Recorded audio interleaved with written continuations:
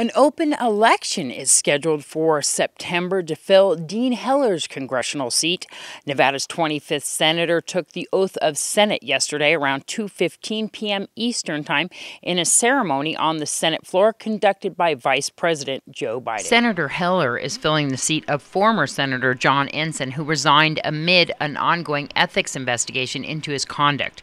His departure came as the Senate Ethics Committee is conducting an ongoing investigation into his handling of an affair with a former political aide whose husband was also a top legislative aide to the senator.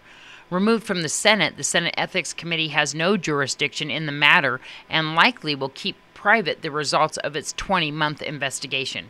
Nye County Clerk Sandra Merlino gives us details on the specifics regarding the election and some redistricting that is underway. Right. The statutes allow for a special election to fill this congressional seat. So the governor has declared that the election will be held on September 13th, and it does not provide for a primary election. So basically it's going to be an open election. Anyone can run for that position from a major political party, or any minor party can do a petition process to get on the ballot as well.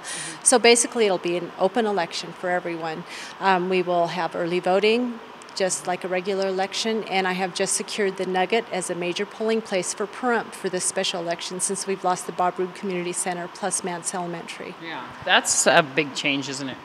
Yes, it is. I think it'll be great. We don't expect a large turnout. I think the people will like it. It'll be easy in, easy out. It'll be a short ballot. I think it'll work out great. And tell me about some of the redistricting that we're talking about right now. Well, I don't know if anybody's been watching the redistricting that's taken place in the state, but they did adopt some plans today from what I saw. It hasn't passed through both houses, I don't believe, but it does put Nye County in 2 separate congressional districts, 2 separate senatorial districts, and 2 separate assembly districts. But that doesn't really affect our local redistricting. I don't have all of the information yet to look at what we have to do in Nye County. So that's something that will be forthcoming here, hopefully before too long. Will that affect this election at all? No. As a matter of fact, we will not redistrict before this election because the precincts are set. We've actually got to get rolling on this election right away, and I can't change any precincts in between that time period. And then as far as this election is concerned, how do people prepare for this? Is there some websites or information where they can get a little bit more information about where they need to poll or what's going on with it? Well, the Secretary of State's office already has a website that has an election calendar and everything else on it. And because these individuals will all be filing with the state, I won't have that information right away. But the Secretary of State's website will have everything.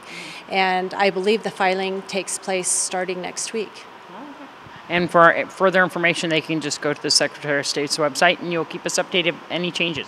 Yes, exactly. And we'll be sending out sample ballots, absentee ballots, the whole thing. We'll be putting notices in the paper, so it'll be the same as a regular election other than we're skipping a primary. This is Deanna O'Donnell for News 46.